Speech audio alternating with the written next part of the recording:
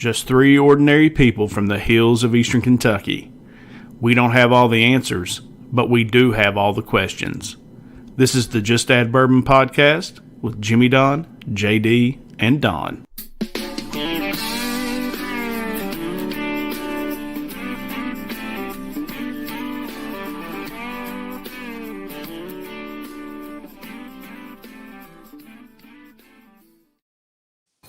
Welcome, everybody, to the Just Add Bourbon podcast. I'm Jimmy Don Kerr. I'm Dawn Giesica. And I'm JD Damon. And it is another beautiful but snowy Sunday evening here in the hills of eastern Kentucky. And I'm not going to lie, it felt really good to just say that. It's been weeks since I've got to be on here. And I miss it every week. Glad to be back. I've been dancing all over northern Kentucky with my daughters. I have fared very well, guys, in these dance competitions. I am a star attraction. Yeah. And we were not surprised, Jimmy Don. We missed you. We missed you so much, Jimmy Don. But we know those girls are the apple of your eye. So no, that is the reason that I do all that I do is to chase them around and go to various dance competitions. But it does feel good to be back here. Let me get this. I'm having to do this off my phone. My internet's not working, guys. So if it's a little weird on my side, that is why. But it's just good to be back with JD and Don this week. So, JD, I just want to start off the show by talking about this comedy show that you've set up here in Inez, this family-friendly comedy show. Yeah. And I don't know how much you've talked about it on here because I have not got to tune in when I haven't been here. So tell everybody what's going on. And this thing got, local news attention. Yeah, so which was surprising to me even. So, you know, the tourism board has renovated our old courthouse here in Martin County, and we are in desperate need of something here, something that our families can come out to, something we can have entertainment, something we can all be together in as a community. And I thought, what a better way, man, than a family-friendly comedy show, you know, to kick off this courthouse, you know, people using this courthouse, and what a better way than having a Martin County guy open it up. So we got a great comedian scheduled to come in and take part of this thing. I've got some guys that are headlined all over the country. I've got a guy who's opened up some really big acts. Some guys that's, you know, these are all professionals. You're going to see some. This ain't just some open mic night. These guys are going. This is what they do, right? This is what they do, yeah. And you're going to see some legit comedians, some funny times, man. It's just gonna be a good time. I've got Joey Stepp, who's a native Martin Countian. Played football at Marshall. Now living over in West Virginia, he's going to come up. He's going to open the show for us. I'm going to host, and Joey's going to open up the show for us. And I'm excited, man, to see his comedy and his magic and watch him do his thing and do that. And what a cool venue, man, that we have to, you know, that's a weapon that we have, honestly. A venue like that, not everybody has that. No, it's unique. And it's really architecturally, it's really cool.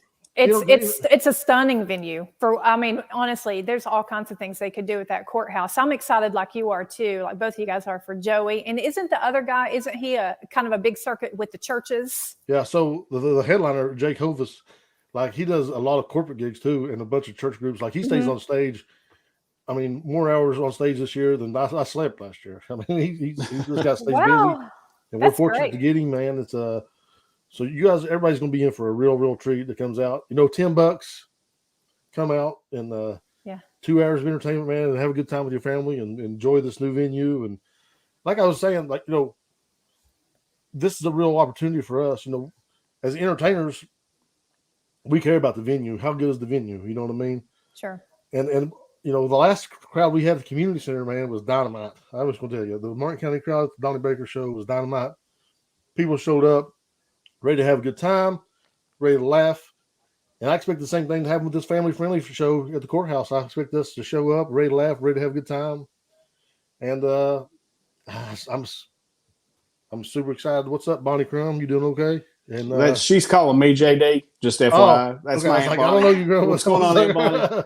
Hi, Aunt Bonnie. We're all going to say hi to her. Yeah, that's my Aunt Bonnie. So the thing, JD, that really excites me about it, and what we saw with the Donnie Baker show, was that there was a lot of people outside of our community that came to that show as well. And all our local businesses really benefited from that, like the restaurants, the gas stations, everything. That's the whole point, bro. That's the whole point of the show. We want to bring in that outside revenue. We want people from West Virginia. We want people from Lawrence County. We want people from Johnson County. We want people from Floyd County. Come over here and spend $10 on the show and then go get gas. And then go get a meal at Hibachi. We want that. We want these restaurants being filled up and generate revenue for our county. So I thought that's the ideal I had, that we could get people in the community spending their money, and I decided to go forward with it, and I'm glad I did. So far, like you said, WYMT come to the county the other day and did a whole little segment on it, and it's pretty cool, man. I'm pretty excited. That's awesome, Don. So excited, Don. There's something that comes to my mind though, when we've seen JD's comedy set. And this is a family-friendly show, and JD's hosting. And JD, I got to ask, do you have any family-friendly comedy? Yes. I mean, I don't have a ton of family-friendly stuff, but I can make it work. I can make my stuff work. There's all kinds of things I can do. And I don't have to be vulgar to be funny, honestly. I've done set on set where I've not said a cuss word or not being vulgar. So we're fine. We'll have a good time, and I have a good time anywhere I go, man. I just like to have fun. I'm going to make sure that everybody there has fun. So it's going to be a good time, man. I'm excited. So the three shows are Joey Stepp, and then who is the other two? Christopher Ozzie is the feature. He'll be doing 30 minutes. Okay. But then Jake Hovis wow. is the headliner. So I'm excited for all three. We hope to be here and hope to go. We'll probably be the only people in a mask, but we'll be there. I discovered a comedian. He was on KSR the other day, and I'm sure you've heard of him, JD. Nate Bergazzi. Oh, yeah, absolutely, yeah. And I didn't know him, and he's a clean comedian. And I went back. He was on KSR. He was hilarious. And so I went and listened to some of his stuff, and he was great. Like, I think he's blown up, but it was hilarious. He's a big time. He's a headliner. He's a national headliner. Actually, Jake Hovis is holding a show this weekend in Louisville that I was going to go do. But it turns out I've got plans. My dad's going to winterize his trailer or whatever, and I got to help him out. But if it wasn't for that, I was going to go and then be a part of this Fresh and Clean show that Jake Hovis is hosting in Louisville this weekend. But it's not going to work out. But I think people don't realize the talent we have coming in for this first show, man. It's not these guys are. This is going to be good. I'm excited. If you don't live in our county, come see us. Come see us. It's worth the $10. I promise you. Yeah, no. So I think that's going to be great. So I got a couple of sports topics, guys, to kind of start the show off here. And first off, Kentucky destroyed Tennessee yesterday. And nothing makes me happier. And, Tennessee is not a bad team. Like, legitimately, they're a decent team. And they've owned Kentucky, really, for the past 3 or 4 years in basketball. Like, I think they've won the last 3 or 4 at Rupp or something like that. And we came out yesterday and destroyed them. They're the number 2 defense in the country, and we put 107 points on them, beat them by like 25. I mean, it was insane. If we play like that, we are a national championship contender. For sure. You guys know that we live in Tennessee, and I will give Tennessee a hard time with their football program, but I don't give Tennessee basketball a hard time. I like their program. I like their coach. I like their players. They played great yesterday. In a normal basketball game, Tennessee would have won. They put up enough to win. They shot 50% from the field. They did great. Kentucky was going to beat whoever was on the court with them yesterday. Kentucky just had one of those days. Everything was clicking. Everything was hitting. That was a complete national title game performance by the Kentucky Wildcats. I was so excited to see it happen. Like I said, I won't give Tennessee a hard time with their basketball program, but of course, when they go head-to-head with Kentucky, I'm a Kentucky girl, so I was happy to see the win. To see them just kneecap them like that, though, that was just, it started to just get to where it was looking like they were getting just bullied. So now, Dawn, I want to ask you a question now, because you said earlier that Calipari was just a recruiter. He wasn't a great coach. I still don't think Calipari is a great coach. So what happened between struggling with these teams early in the season and blowing out Tennessee? What do you think that is? First off, I think everything was clicking, and then who's the guy who I like, Jimmy Don? I can never get his name. Antigua? Thank you. The guy that went to Illinois and came back. Oh, yeah, Antigua. And Ken Coleman came from Illinois. Right. I think Calipari sets the bar with recruiting. I don't know if anybody could out-recruit him. As far as coaching, it is all about his lineup on who he sets up. We have evidence of that. As soon as we lost Kenny Payne, we suffered tremendously. But when we got Antigua, is that what you like the island? And am I saying it right? Antigua? Big O. Okay, so when I saw him come back, then I will say I thought there was a lot of hope for that. But, then we struggled a little bit. But you're going to struggle having some new teammates. But we'll see. We still have a long season to go. So we'll see. So I watched 4 games this year, which is 4 more games I've watched the last 2 years. Right. But I really like the Sheboy kid. What's his name? Oscar Sheboy. Yeah. That kid is a monster, man. And he's unselfish. Like, he just likes to play. Like, he's going up getting boards. I love it, man. He was out letting those balls. We were running gun yesterday. It was fun to watch. It really, really was. Yeah, it's rare that you have a team or a player, because most of the time they'll track, like in the stadium, they'll, or arena, they'll track threes. Right. They track rebounds for this cat. I mean, he's averaging like 15 rebounds a game. Like, the last person to do that was Tim Duncan. I mean, that's insane. And then my favorite, like, I love Severe Wheeler, the little point guard, the little short guy that can ball, and then Ty Washington. He gets fired up.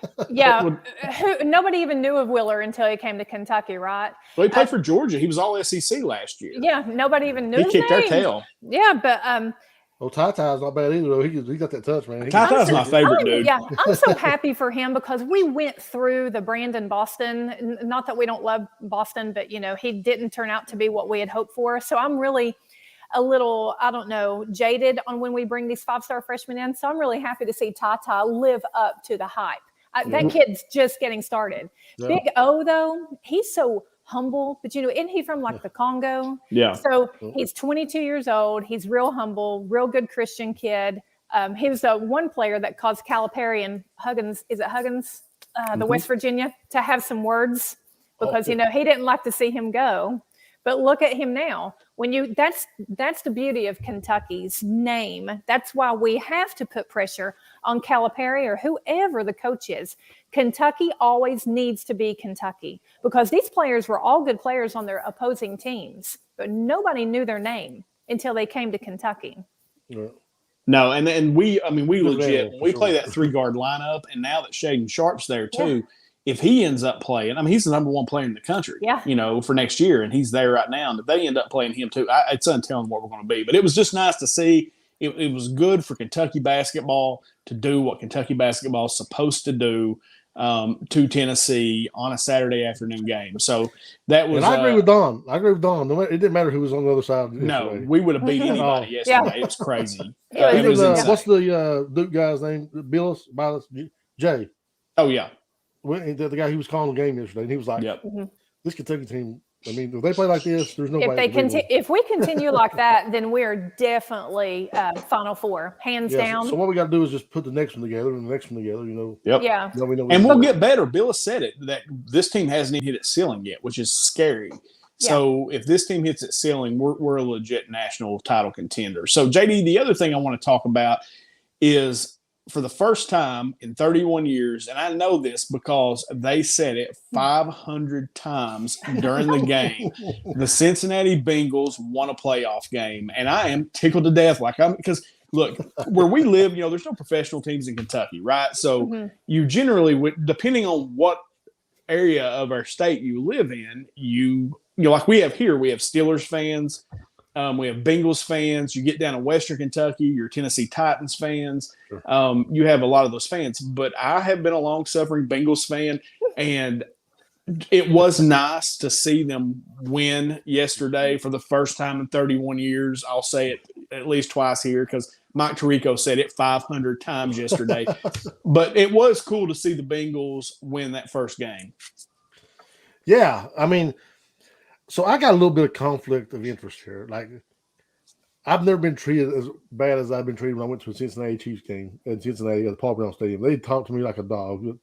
And, and I was like, man, screw Cincinnati. Y'all, the bottom feeders of the league. I think that's more the way you look rather than who your fan is for. That's just, my I'm guess. always the victim. Tell him, Don. That's right. We're always getting picked on. That's the liberal thing coming out of you too. It's fine. So, and I think it's great, man. Good kudos to Cincinnati because let me tell you, I'm man to say Cincinnati's legit this year. Burrow's legit. Chase, good Lord, that cat can play. He's a baller. Jamar Chase, he's gonna be around for a long time. He's a problem. Okay. Yeah. So kudos to Cincinnati. I'm glad for them. But it's like, it drives me crazy because I've heard Who Day for so long. It's like, bitch, Who Day? Everybody in the NFL, that's who they going to beat them Bengals. Everybody's been beating them Bengals for a minute. God, but we've heard that forever too. We saw what Burrows did with LSU. Yeah, I mean, he's good something. for Cincinnati, man. I'm glad they're winning now. But you fans, don't lose your mind, man. Y'all stay humble. Like, well, I think we stay realistic. Don, are you a pro football fan at all? No, not at all. But I will keep an eye on things as they go. Of course, growing up here, like you said, my mom's from Ohio, so Cincinnati's kind of on our radar, right? So I was excited for them. But having the place in Tennessee, I watch the Titans too from time to time. But no, I wouldn't say I'm a big NFL fan. I'm more a collegiate sport. Yeah, but I'm more of a college person myself, but I just like sports in general. So I've always kind of gravitated towards the Cincinnati teams because I could get there in a couple hours, right? You go watch the Reds play, watch the Bengals play, go watch those teams. But I was excited, and I wanted to note that because for the first time in 31 years, they won a playoff game. So, yay! Yeah, so everybody made a big deal about the text message thing too. Yeah, did you see that? No, I didn't see that. Nobody had ever sent a text message about a Cincinnati Bengals playoff win. Because the last Cincinnati Bengals playoff win was in 1991. The first text message was sent in 92. Yeah, nobody ever sent a text message. That's crazy. That's hard to believe, though, that it's been that long since they won a playoff game. That's how terrible that's. I mean, I ain't hating on y'all. I'm just telling you. That's how bad that franchise has been for a long, long time. I'm glad to see them come up. It's good for everybody. Really. Yeah, no, absolutely, man. I love it. All right, so let's jump into some more serious topics. And one that I wanted to I've been spending a lot of time of late. Like I said, I've been traveling a whole lot, right? So I've been all over the place, going to dance competitions. I went to Chicago to a comic book convention. So I've been traveling a lot. I've been on the road. So I've been listening to Joe Rogan. I like his podcast, and he's a really long form podcast guy, so it's hard to listen to an entire episode of the Joe Rogan podcast. But I've been traveling so much and driving that generally the girls go to sleep, right? Amy and the girls pass out as soon as we get in the car. Everybody goes to sleep, or the girls are staring at their phone and they don't care what I'm doing. So I generally AirPods in, and you do. Exactly. So I put my earbuds in. Because I don't have, the wireless ones. I'm still, dad. I've got the wired, So, but I've been listening to Joe Rogan, and there was a guy that came on, Dr. Robert Malone, and there's a couple of different things because I know COVID's been beat to death, and we've talked about that a lot. But I found this one interesting and more from the aspect of social media and censorship. So Joe Rogan had this guy, Dr. Robert Malone, on, and he holds like 9 patents for this mRNA technology that's used for vaccines today. And we've heard that a lot, right? mRNA, you've heard that a lot. That's been a big part of the discussion, especially with the COVID vaccine. And this guy was posting some dissenting tweets on Twitter, kind of given some conflicting information from what the narrative that's being put out by our government, by Fauci, by these people. And he got banned from Twitter because, and this guy is the expert. Like, if you want to have a good conversation where you're giving information to people, and a lot of people get their information from social media these days, if you want to have an opinion, you don't necessarily want me on there. I don't know jack about, mRNA vaccines and all that. This guy's an expert. He puts on a dissenting opinion and they ban him. So Rogan goes on to say, and I listened to the podcast, it's insane. Like, what this man lays out is insane. And it's some of the other thing, some of the other things we've made the point here on this podcast talking about. But I want to start this conversation after I've rambled on for 5 minutes about the social media and about the censorship. Because JD and I joke a lot. He was having trouble getting into his Facebook, and I said, "Did you make a conservative tweet or a conservative post?" But this is a guy that if you're having a conversation, if you're following something on social media, this is the guy you want to listen to. Mm-hmm. He is the expert, and he gets banned. And that makes absolutely no sense to me. So Rogan even went further and said, hey, we need to go on to different platforms. I'm done with Twitter. I'm going on to this different platform. So JD, let's start with you. What's your thought process about maybe looking to some of these other social media platforms for this type of conversation? So, I mean, first off, I only know what you told me, so I don't know any context or anything like that. But I will say that alternative social media has been there all along. Reddit's been there, channel or 8chan, 4chan, all those things. They've been there forever. So if you want to go in there and not get censored, those things have always been available. The problem with those things is nobody's censored. And so there's a bunch of idiots out there, a bunch of craziness always been spread. Now, do I think that Twitter is right if the information being put out is correct and accurate and scientifically backed and all that stuff? Absolutely, I do not agree with Twitter for that. But do I think it's a liberal agenda or something like that? No, absolutely don't.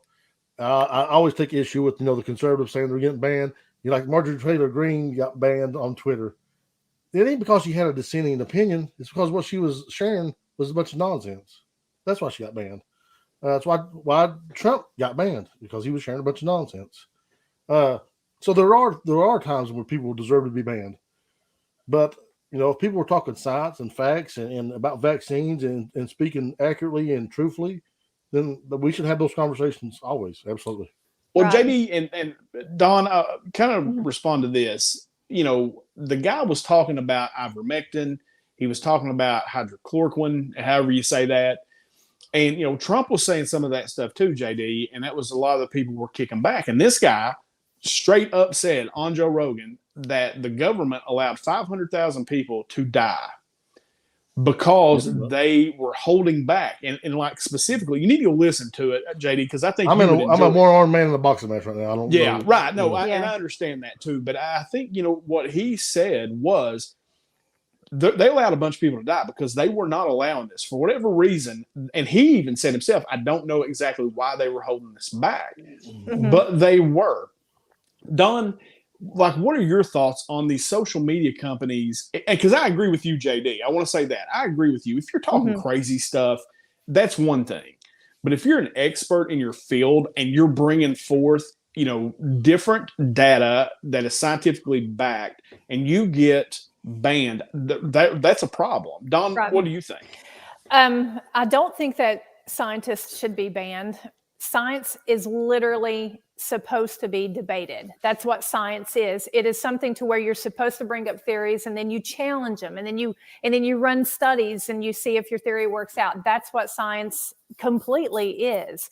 As far as like when Trump and Marjorie Taylor Greene and them got banned, we have to remember they kind of cherry pick who they're going to ban on Twitter. The leader of Iran is still on Twitter, and he had a drone get really close, whether you like Trump or not. He had a drone get really close to Trump and threatened his life, but yet he's still on Twitter. So there is some cherry picking going on, but I'm in agreement with both of you guys. You cannot just let people run free willy with misinformation. But what Dr. Malone, and I can't remember if it's Oxford, Stanford, or Yale. This isn't a chump. I think he's Harvard, isn't he? Well, he's Harvard trained. He's Harvard trained too. Like this guy is the academic of academics. That's right. So Dr. Malone is not somebody who is a chump.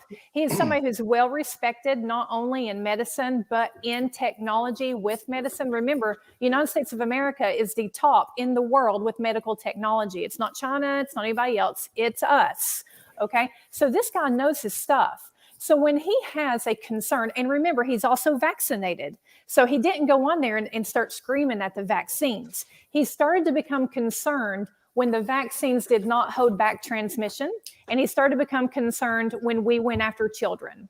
That's how I take it. I did not listen to the podcast. Let me make that clear. I've only read certain comments and on Twitter about it. But from what I understand, he did not go all in and saying that this vaccine technology could not help us. He was just saying, hey, this is what we can come up with right now, really fast. Let's do it right now, because the pandemic looked really, really bad. I mean, the Alpha variant was killing people. When it first landed in China, they were legit dying.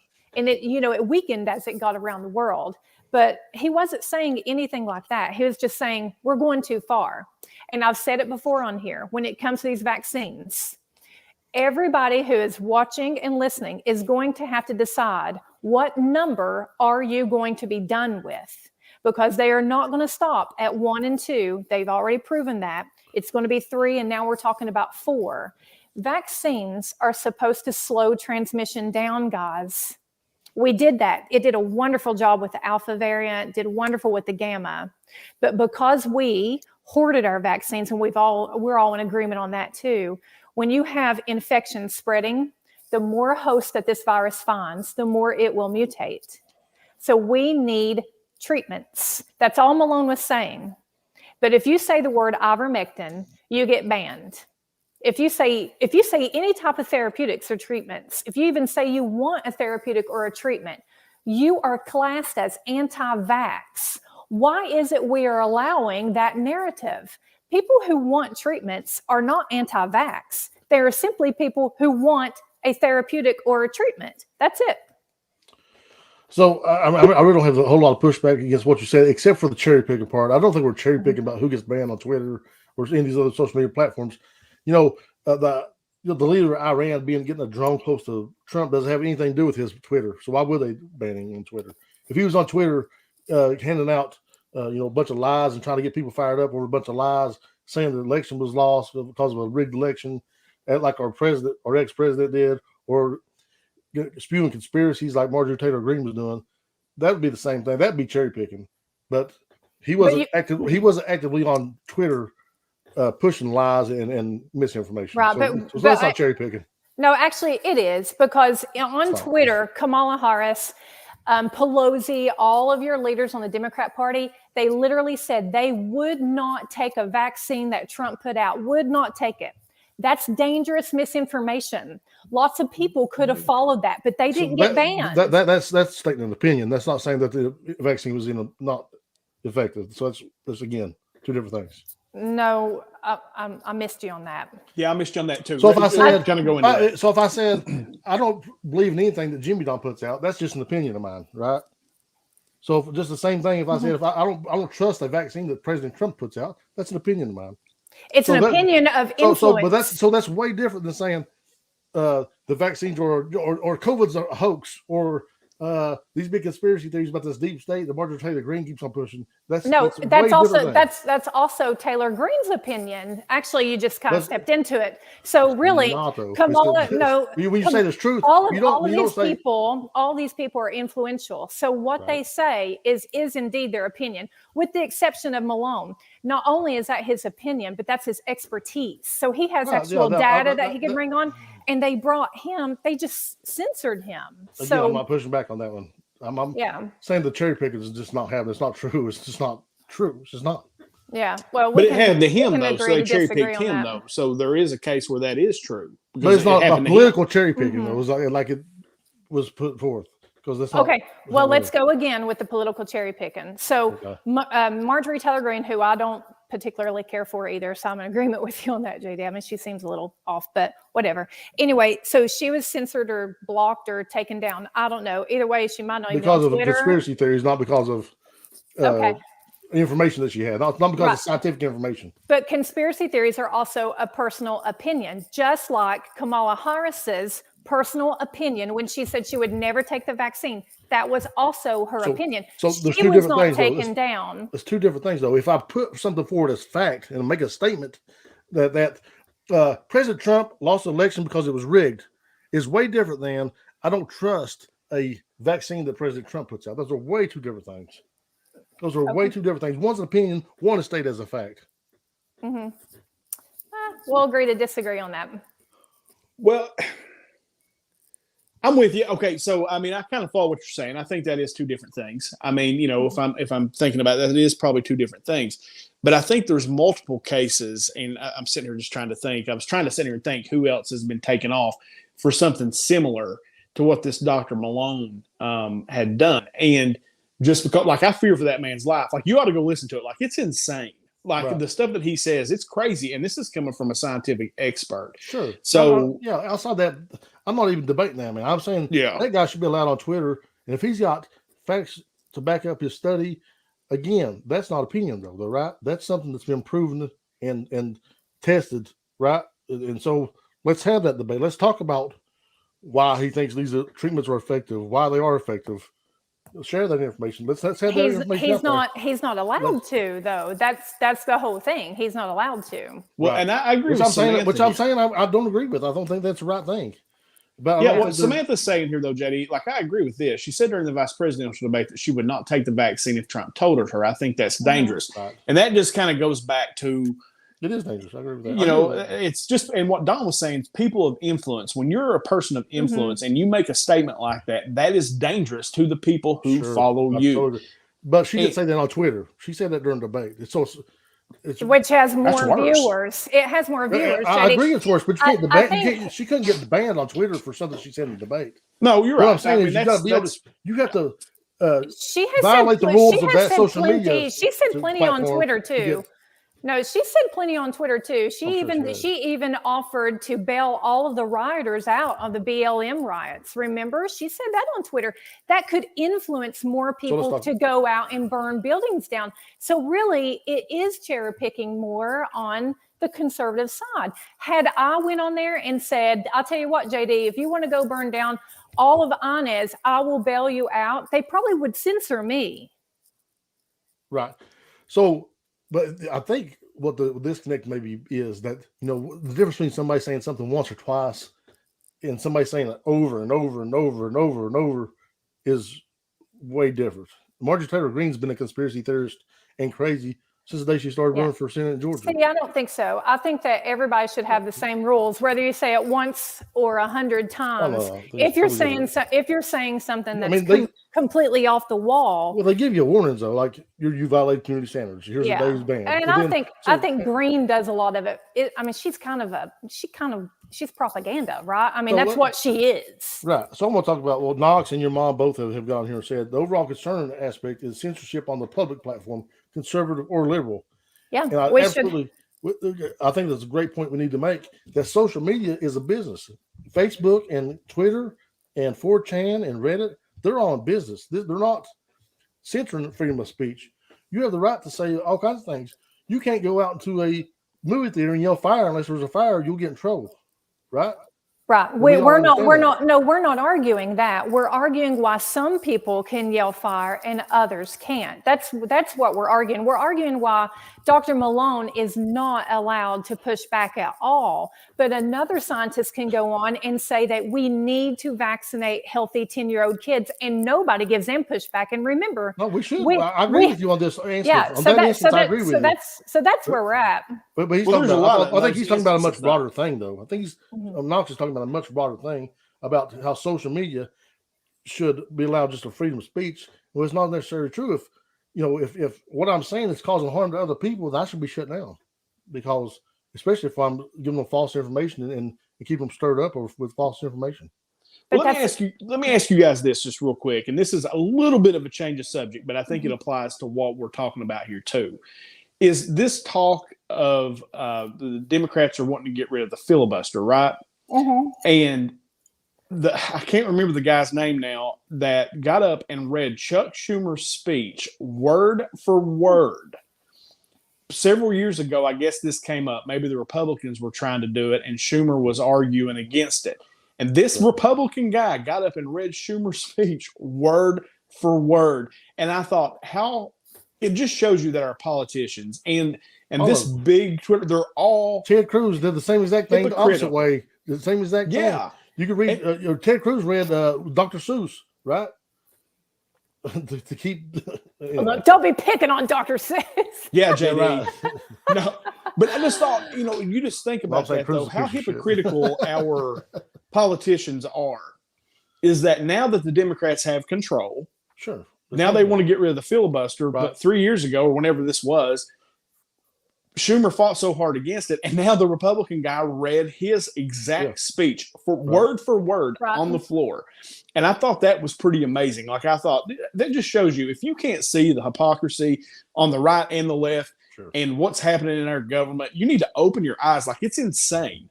So I actually, I'm really, man, like, I want to get things done, and I believe in what, I believe in what Democrats are trying to get done, but I'm real worried about this filibuster thing. Yeah. Because it's been around a part of our, because guess what? One of these days, the Democrats aren't going to be in control. That's right. And the Republicans are. And they're going to push through what they want to get pushed through. That's right. So if we get rid of that filibuster, I don't know that's a great idea. Yeah, no, we're all in agreement there. That's a slippery slope. And remember, you want people to have a chance to argue why they don't want something. You want them to be able to have a vote. To just shove it down our throats is going to be a bloodbath for the Democrats. And then we'll have to see if we can even catch up, because remember, they're trying to change it up all different types of ways. So to win elections too, that's part of their Build Back Better program.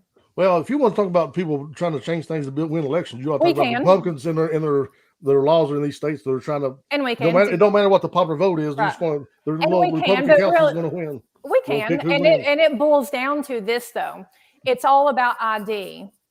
I don't know one person who has ever been denied the right to vote, and I guarantee you don't, and neither does Jimmy Don. So I really don't get, and neither does any of our viewers. There is not one person that can say that you have not been denied the right to vote.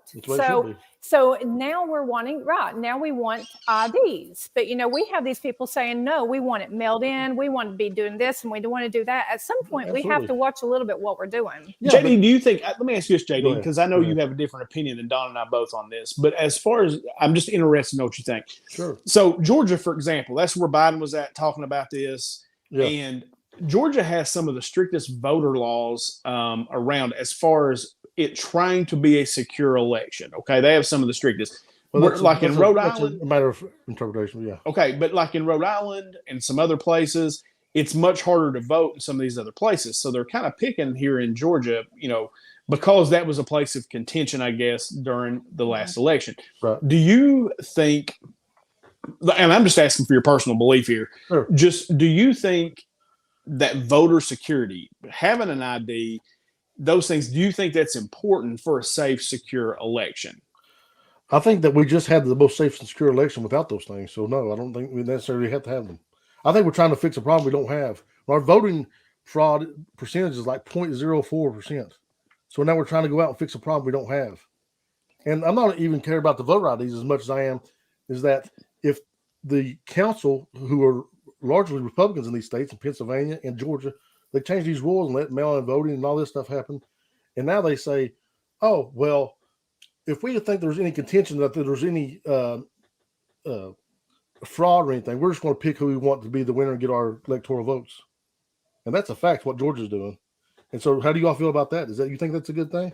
I don't know. I don't think that's a good thing at all. Like I am for the way that it's been done, but I'm also for secure elections because there's a lot of technology these days. And like I'm concerned about the mail-in ballots, right? I think there's potential for a lot of fraud there. And I think you should be able to do a mail-in ballot. We do it here. I've done a mail-in ballot, but I had to provide an ID. I had to prove who you are. I had to prove that I am who I am. Right. And I'm okay with that because I think that's important because there is the opportunity for a lot of fraud to take place in an election if that is not done. Right. Mm-hmm. So I get what you were concerned. So has it happened though? And the answer is no, it has not. We have checks and balances in place to make sure those things don't happen. The only thing that we've seen happen is people who voted for Trump that tried to trick on the ballots, even though he's the one to yell on about the fraud. The truth is we had a very secure election. They lost and they don't like it. And now they're going to they're trying to stack all all the balls in their corner. That's Right. just It's like deja vu. For 4 years, when Trump was president, Hillary Clinton and all the Democrats said that they won and that the election was that the election was stolen because she won the popular vote. Y'all wanted to get rid of the Electoral College. Now it's back to the Republicans saying that they lost and that everything. They're both hypocrites. Everybody is crazy, but when it comes down to ID.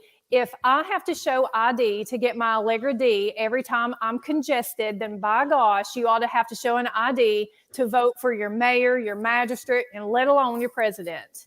So JD, what do you think about this? Because I think this is interesting. So it's absolutely false, Knox, actually.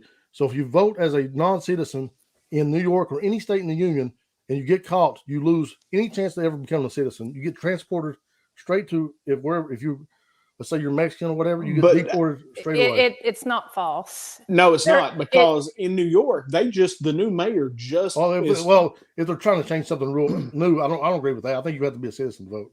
But I know, because I'm talking about concerning the 2020 election, that didn't happen. Yeah, the way they did it, I read into it because they almost got me. After I read it, I thought, wow, okay, I can kind of see that. It's something to do with like green cards, and you have to be over here so many years, and you can only do it for like the mayor election. I believe if I'm right. But it boils down to it. Is the person a citizen of America? No. That's where we're at. So are you okay with person who is not a full-fledged citizen of the United States voting for any leadership in this country? Right. So New York is trying to kind of like fix it to where. I think that's where I draw the line at, though. We've not got there. So I'm not willing to cross that line. I'm willing to say you got to be a citizen. We got to have a social security number. We need to have. Because they would having to show up with the ID and all that stuff. I think it's ridiculous. Because they would solve a problem we don't have. They would argue with you that these people they've been instrumental to New York. There are a lot of people who are doing like waiters and waitressing jobs and stuff like that. They've been over here for like 20, 25 years and they still haven't got their citizenship. But because they've been paying into the system, the city feels like they should have the right to vote. So but they're still not American citizens. But, it's New York. So, but everything starts small, boys. So once you start small like that, it gets bigger, bigger, bigger, bigger. So we have to draw the line, though, as voters. We have to draw the line. Where's the line going to be drawn at? It's everything. On gun control, on voters' rights, on everything. We draw the line. Mm-hmm. Not the people in public. Not people in office. And if they want to draw the line somewhere different, we vote their ass out. Yeah. Well, here I feel like a liberal. Like when Don was kind of describing that, if you've lived somewhere for 20 plus years, you're paying into the system, but yet you're not a U.S. citizen. Number one, that's problem number one. We have to fix that. That is ridiculous. And if you want to fix a problem when it comes to, I guess that you need to fix that. If you've been in this country for 20 plus years, paying into the system, and you're not an American citizen, that's a problem. New York, fix that first. Fix that, and then we can get to this other stuff. Make them a citizen. Yeah, because if you've been paying into the system, you've been paying taxes for 20 years, I think you ought to be able to vote. If you've been paying taxes that long and you can't because you're a U.S. citizen, like I can see where that would be an issue.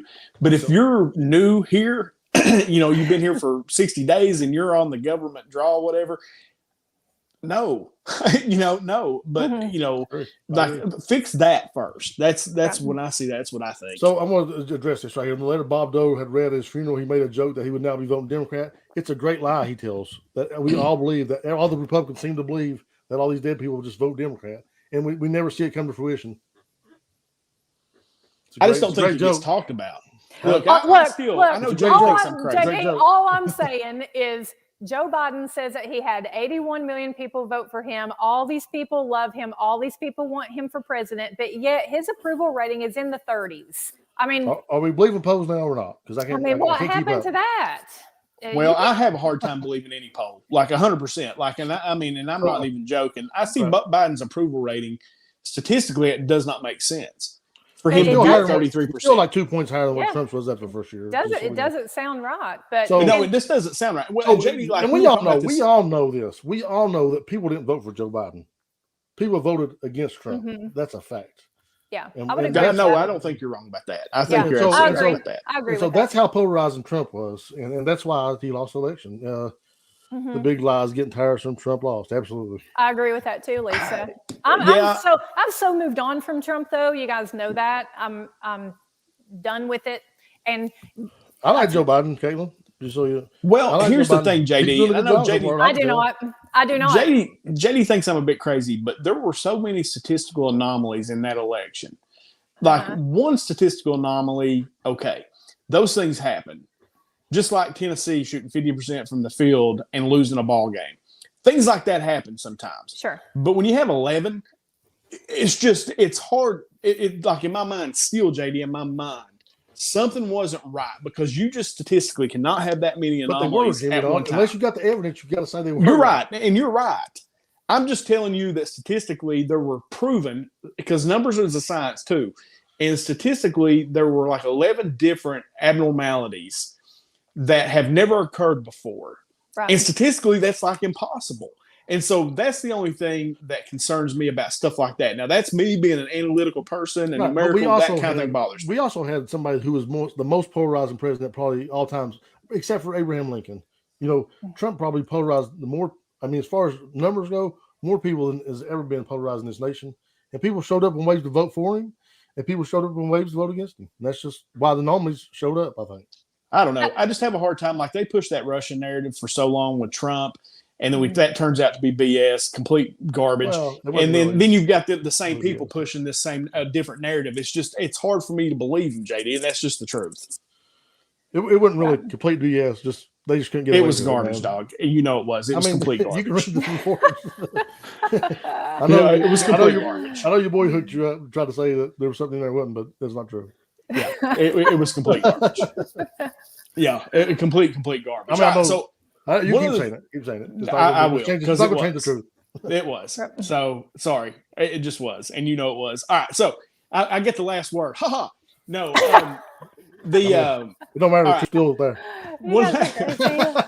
Garbage, JD. We can go on all night like this. Anyway, I'm kidding. It's been a few weeks, guys. I want to argue with JD. Like, I've missed my dude. I'm not even kidding. All right.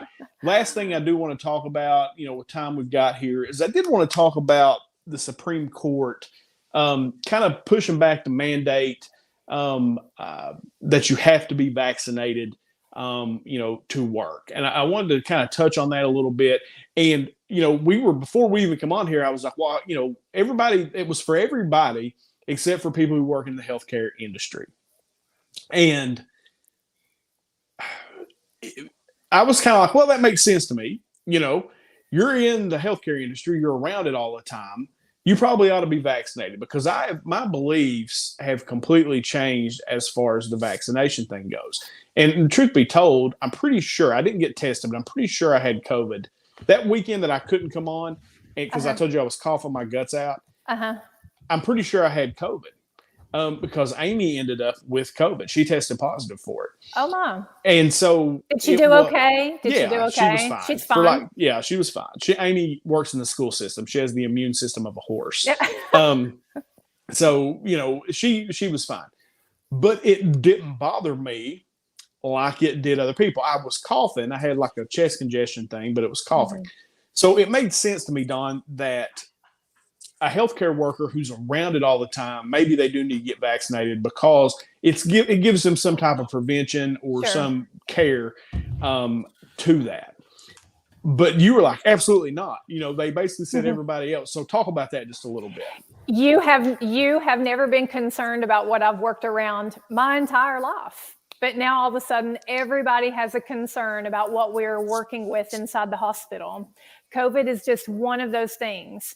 People need to have the freedom to choose about what they're going to put in their body. Remember, these people have worked throughout COVID for over a year before they ever had access to the vaccine. Lots of them caught it. Lots of them had natural antibodies. I've said it before. I'll say it again. It is science. Just because it doesn't match people's narratives does not mean that it is false. An antibody is an antibody, okay? Some of these people have natural antibodies. They're getting them tested. If they have natural antibodies and they can prove that, allow them to work. If you're a private hospital, you're a private company, and you want your employees to have the vaccine, that's different. But why did the Supreme Court, really the question everybody needs to be asking themselves is, why did the Supreme Court say it was okay for everybody to have the freedom to choose, except for healthcare workers? And I'll go ahead and answer my own question. It's about staffing. That's why. It's about staffing. They also cut quarantine down. Brooklyn has been quarantined 1, 2, 3 times. 3 times. Just 3 times in 5 weeks. 3 times she's been quarantined.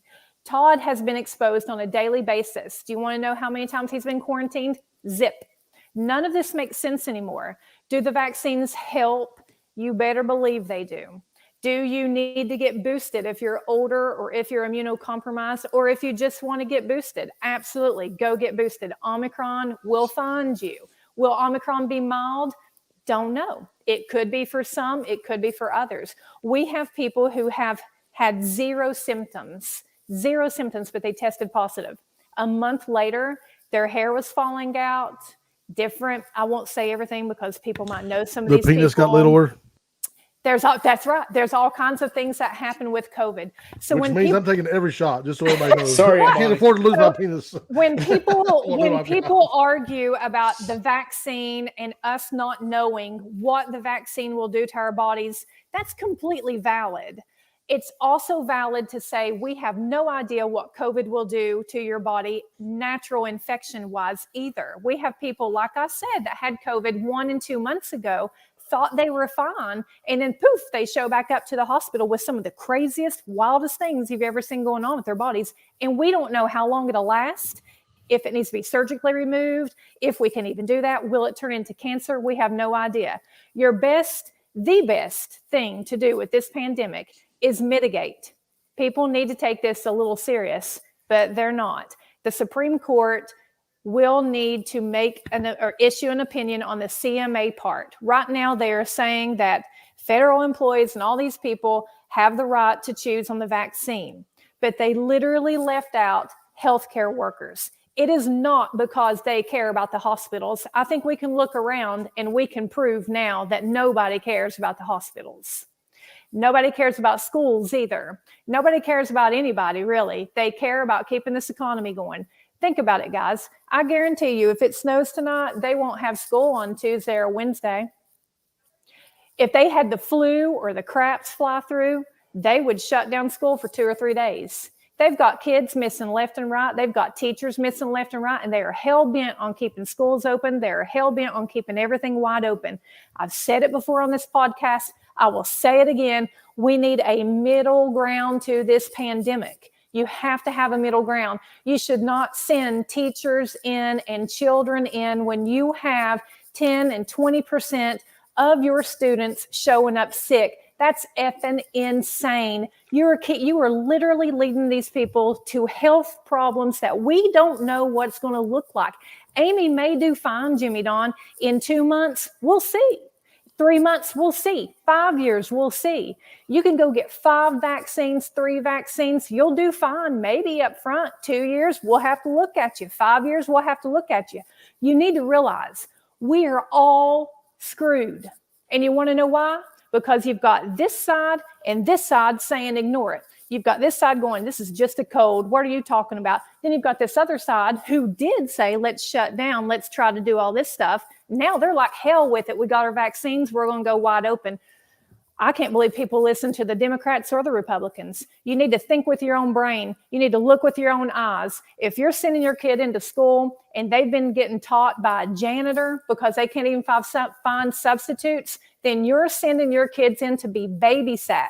If you're taking your mommy who broke her hip and she's having to sit in the hallway of the emergency room because we can't get to her, you want to know why she's doing that? Because everybody's sending their snotty ass kids into school thinking they have allergies. It's going all through the school, going home, going through the family. You're going to church, hugging, singing, worshiping, praying at the altar. My gosh, people, slow down. Go middle of the road. Act like you care about somebody. And hallelujah, there's my soapbox right there. That's the first JD, time you want to follow that? words. And I didn't even cuss. I didn't even cuss, right? Look, Betty Joe, how the good influence JD and I are on. Right? Look at that. JD, respond to that. I I like how you all took credit for me not cussing. Of course. I usually respond to that. I walked up and got a beer. No, my response is I agree with a lot of what you said. I do too. I'll be honest with you. Before I was like all for these mandates and all these things. You know, at this point, I don't even know if I'm going to get a booster. I'm almost at the point where I'm saying, fuck this. Let's just do what we're going to do and let's go forward with it. I don't know, man. Until you read about the pecker shrinking, right? Now, when I read about the pecker shrinking, I was like, you know what? Give Get me the all the booster. boosts, all the vaccines. I can catch this thing. But Hey, Joe, also, I can't do that with either one of them. the What am I next talking time, about? the next time I get to see somebody sees me naked, I got an excuse. I'm like, I got that COVID girl. Shut Right. You know, I really, honestly, I ain't been the same since. It's like, bro, it is 6 inches off. Come on. I didn't mean to go completely off on you, Jimmy Don, on that, but I enjoyed that. I'm sorry. I get so passionate because my child needs to be in person, and we are very privileged, and we're able to flip back and forth, and we're able to go back and forth between virtual and not. But she wants to be with her friends. Do you want to know why she can't be with her friends? Because everybody collectively, Republicans and Democrats, somewhere along the way decided that they did not want to be inconvenienced with this virus. Think about it. We fight over everything. You can't get people to even wear a mask indoors. They literally act like if we ask them to mask indoors, it's like we've asked them to show us their left nipple. We got to put this. I don't get it. I think this is very true. The problem with the U.S. is how companies and employees look at sick leave. They don't want people coming in sick, and they get mad because you're all sick. You can't win. That's true. And it's absolutely. Yeah. They do. We've done that. And Michael, let me tell you what they've done to us at the hospital. And I don't know if you guys know this. I'm talking like I'm currently working at the hospital. That'll never get on my head, but Todd is. Right now, if you test positive, now remember, we're firing people for not taking their vaccine in hospitals across this country. But if you test, and then what we're doing after we fire you for not taking your vaccine, then that leaves us a staff person down, right? We fired somebody. So, oh my God, now we need somebody to come fill that spot. What do? We literally hire unvaccinated travelers and we stick them in their spots. Oh, that's crazy. Yeah, it is crazy. But it's true. Crazy. It's true all the time. It's a guarantee. So then you have these staff healthcare members, whether they're nurses, whether they're lab techs, whether they're x-ray, whatever it may be. We have these staff people who have worked these positions. It's like if JD worked at the water company constantly and stood through there and went through all the battling with it. And then Jimmy Don and them turn around and hire somebody at 4 times your rate that you have to babysit, and he's going to do the same job as you. That would tick you off. Sure. So they're quitting left and right. Then to make matters worse, you can test COVID positive and come to work. And then they said, okay, what we'll do is if you test COVID positive, then we're going to put you on the COVID ward. Do you know how long that happened? It never did. They ended that's up terrible. That's terrible company policy. I'm sorry, whoever company that is. That's terrible policy. Do you know? That's happening in hospitals all over the country. No. Let me back it up. It's not company. It is CDC. This is federal government guidelines. Makes no sense to me at all. Right. Makes no sense. And that's why when everybody listens, I wish we had a giant audience because I would tell this to Biden. I would tell it to Trump, every one of them. When they decided to play politics with this virus, both sides have blood on their hands. But right now, first and foremost, President Biden is the president. We have no treatments. Nobody's talking about mitigation. They literally just 2 days ago said people need to upgrade their masks to KN95s or 95s. Are you serious? You had to tell us that? We've known that for 2 years. And nobody says anything. 2 years ago, these same fools were telling everybody that masks didn't work. Do you remember that? Yep. I mean, this is insane. Don't look anywhere to get your news. Look everywhere to get your news. Pile it in and then spread it out and then come up with it for yourself. But look at your schools right now. The schools are the pulse of the community. If your schools are struggling, you can guarantee everywhere is struggling. That's point blank. Because when the schools get sick, they will end up with us. Sure. Yeah.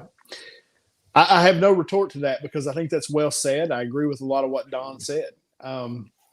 So JD, what about you? I mean, I kind of agree with exactly what she's saying, and she's dead on about the travel nurse thing. No, I think it's insane. That's news to me, but I think it's crazy. It's all crazy. And Michael's right too. We've got to do something with sick leave. Yep.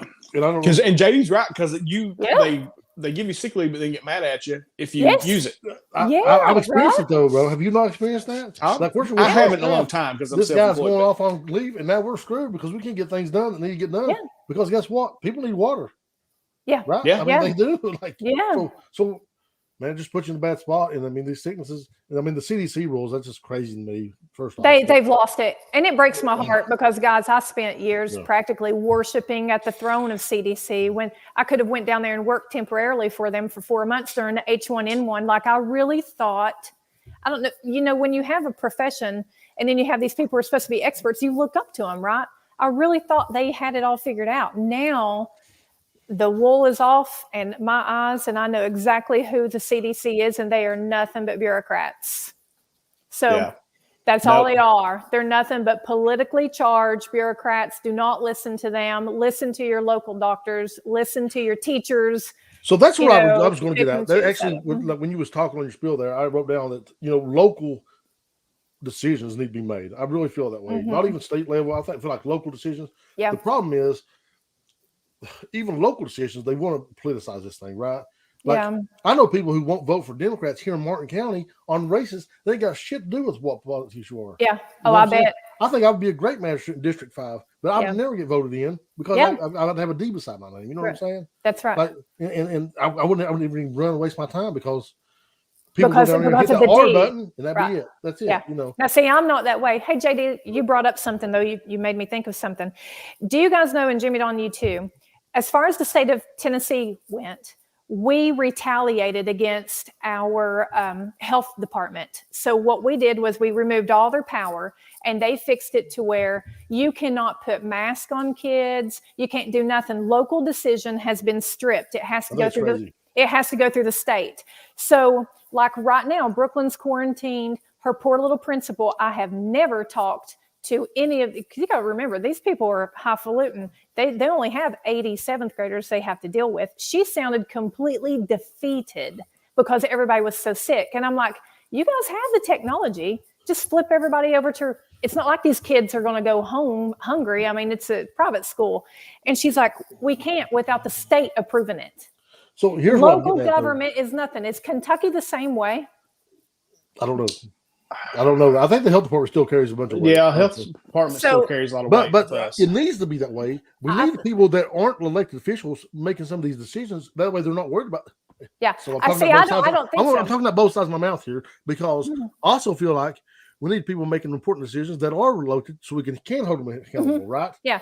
But if you get into a situation like this, where we're talking about diseases or control of diseases, then it's all of us. Then we need and we also need people who are not worried about the repercussions of political elections. You understand what I'm saying? Well, I think it needs to be local so that you can make decisions based on your community, right? And it's not like not one size I'm fits telling all. You right now, no matter how bad it got in Martin County, if somebody made a decision to shut down school because of COVID, and they would say that guy's a fucking Democrat, I'm not voting for him next time. Period. Yeah. Because it's been so politicized on a national scale. Sure, right. That's just a fact. I don't think that. You agree or disagree, Jimmy? Dog? Oh, I think you're right. 100%. We agree. I think that Kentucky's the same as Tennessee, though. I'm pretty sure I read that your Kentucky your legislature kneecapped your governor. So I think that you guys, I don't know though. See, we kneecapped everything. So even our superintendent can't make a decision on his own, from what I understand. Right. We have to apply to the state and say, can we go remote? Can we do these things? I think Kentucky may be that way, but I'm not for sure. I don't know for sure either. But I think your point about, the school's been a reflection of the community is spot on because, I mean, those are the people who are, there's 25 deep in a classroom all over that building. You know what I'm saying? And they're all going home in the community and spreading all this shit. Right. And I agree with you, JD. And it's one thing for elementary, but middle school and high school, sure. These kids, honestly, I know that everybody's anti-mask and anti-vaccine and everything's fake and Omicron's a cold and all that. I have never in my life seen a cold show up like the hospital like this. Right. You've got to remember, we have no treatments because the federal government, whether people like to hear it or not, the federal government will not let us have treatments. Right. But what I'm getting at is, even elementary school kids, I know maybe not, it's not terminal for them or things like that, but they can still carry it home to how many grandparents are being raising their elementary kids here in this county? A lot of elementary kids are being raised by their senior grandparents. Right. And I'm sure it's the same way in big cities too. I'm sure. Absolutely. So we need local management. We need local decisions being made. And that's just how I feel about it, period. No, I totally agree. I think superintendents need to step in. And if your teachers are getting sick and your children are getting sick, think about how you would have approached that 5 years ago. 5 years ago, if you had the flu and you had 10 kids miss, then poof, we were out of school in Tennessee. Hell, if a puddle froze in the road, we would miss 2 days of school. We have got better about that. I will say that. Last few years, when I was in high school, it was ridiculous. I remember being called off school because the forecast was bad. We ended up cutting our grass. Right. But see, now we have we do a better job. Now everybody's got technology. So, just flip them over. I would rather my daughter's teachers, because remember, Brooklyn's the one we're talking about. She adores her teachers. I would rather them zoom into her and see them with their families. I don't care if they're distracted here or there. You want to know why? It gives Brooklyn steadiness. But right now, she went to school 2 days. She got kicked out for 5, had to test, come back, go to school. We got kicked out 2 days before Christmas break. We got kicked out after Christmas break. How much she learning, right? Right. So I would rather just stay online until the surge is done. I don't know why it's okay. I really don't get the argument on why people say that it's perfectly okay for Yale and Harvard and all them to hold online classes, but they don't think a high schooler can or a middle schooler. These kids are on YouTube 24 hours a day. So I will push back. I will say something about that. Not push back necessarily, but they probably have the infrastructure built into for that, which is something that's the problem. We don't have the infrastructure for that. We we got kids up. Pigeon roost. How much? There's a lot of people without high speed. I get that. I'm not advocating go online all year. I'm just saying that we haven't done a good job of preparing our school systems either, though. Right. With teaching a class remotely, or with being able to get it to the child remotely. Sure. There's a lot goes into it, but I'm sure that's a problem that Yale and Harvard doesn't have. You know what I'm saying? So I agree with you, but I'm also saying I get that there's more obstacles. So am I wrong in saying, because as far as I'm concerned, we just need to get on with our lives. This ain't never leaving. Omicron's always going to, or not Omicron, but COVID's always going to be here. And I just don't see that it's going away. And, I just feel like we need to get on with our lives. If you want to be vaccinated, get yourself vaccinated. If you want to get boosted, get boosted. If you don't, you don't. You take the risk of, whatever comes with it. I was talking to a lady the other day I'm financing a house for her, and she was talking about the hospital. She said, right now we're overrun. She said, but that'll go away fairly quick. It's not a huge deal. It's a big deal, but it's at the same time, it's only a big deal for now. Right. And it goes, it ebbs and flows. When one of these new variants shows up, you get hit and then it goes away. And so she said, it's not that big of a deal, but am I wrong to just think that we just need to move on with our lives? This is going to be here. No, you're not. We already have. The evidence is at hand. The evidence is literally before you. We have moved on. That's why we have variants, one on top of the other. Where we are not moving on is we are not moving on in therapeutics. We are still hell-bent on keeping everything wide open because we want to all move on. We all want to move on. I'm not telling y'all that we need to stay hoarded up. What I'm telling you is the truth. I'm telling you that if you get COVID, you're going to have to fight, scratch, and plead for any type of therapeutic. That's the truth. Yeah. That's it. That's wrong. Yeah. So if you're okay with knowing that, then go about your life. But if that scares you, then you may want to mask and you may want to mitigate. I don't know why we can't have a middle ground. I guess I'm so pushed back on this a little bit because, and I hate to, because I know we're in our show, but it's like, oh, we're the libertarian. You ought to do what you ought to do, And then then we say, well, if the treatment ain't available, well, you know the treatment ain't available. The treatment's not available. So don't do what you're going to do. JD, I love you. It's not the government's job, right? Like, so it's not the government's job to take care of you. No, right? I love you, and I love your hat turned around, and I told you that, but let me tell you something. Don't ever knock in politics to public health with me, because I have never done that. I've never done that with you, and we should never do it with me. Libertarian or not, people deserve treatment. They deserve therapeutic, and they deserve care. Gay, black, fat, skinny, whatever you look like. This has nothing to do with my politics. Hell yeah, I think you ought to stay out of it. That stuff's got to come from somewhere. Somebody's got to provide that, though. Is it so? If the hospital is going to make that a determination to invest that money and get those treatments, or they're not. So let me tell you this. The government, or you blame the hospital? I'm blaming the government. Had we had a libertarian for president, had I been president, here's how to say it. Live your life the way you want to, Jimmy Don. Go catch COVID all you want, because you want to know why? As a libertarian, I think you have the right to go out and try to kill yourself. But I also think that I need to provide treatments. These people are not providing treatments because you know what their treatment is? Vaccines. That's it. Yeah. That's it. I don't see that, but okay. Well, go catch COVID and you'll see it. No, I don't see how you could have that stance on both those issues. Seem very, very conflicting to me.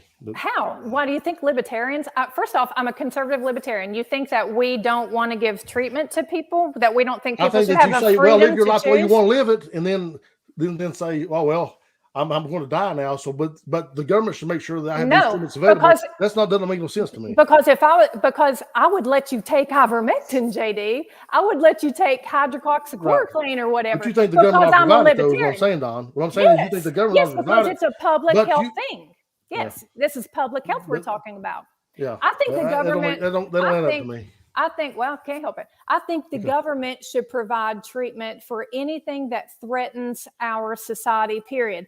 If we had all of a sudden 240,000 people pop up in one city with a specific cancer, what's the role of the government? They should swoop in. They should swoop in. Okay. The CDC should swoop in and give us sound advice. This pandemic. Well, advice and providing treatments, two different things.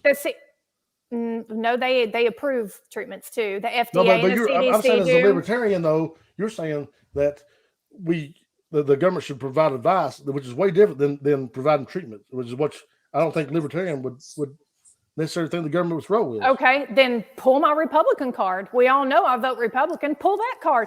Put me in whatever box.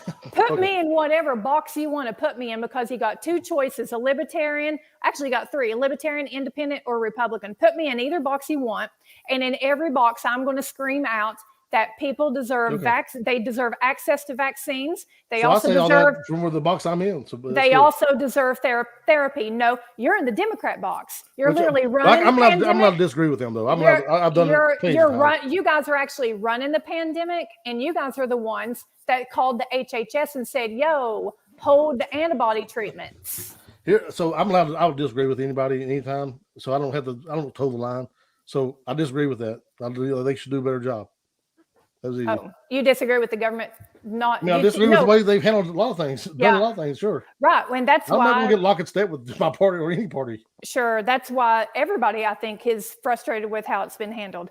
If we had access to ivermectin, we had access. I don't care what people want access to. If they feel like it helps them, and we have used medicines all the time, then our entire history, we have used a medicine that's been designed for one thing, and then we've used it for another thing.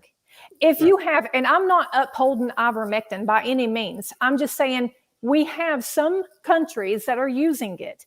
Why not try it here? Why do we have to chase people down and say, no, don't, that's for horse paste and all this stuff? Just a vaccine. JD's he's a young man. He's a young man, and he's liberal at that. And even he is hesitant. He's like, I don't know if I like the thought of getting a booster every time a new variant comes out. You're not alone. Everybody's with you. Nobody wants to get or what are you going to do, Jimmy Don? Because in February, they're going to work on a new vaccine. Are you getting another one?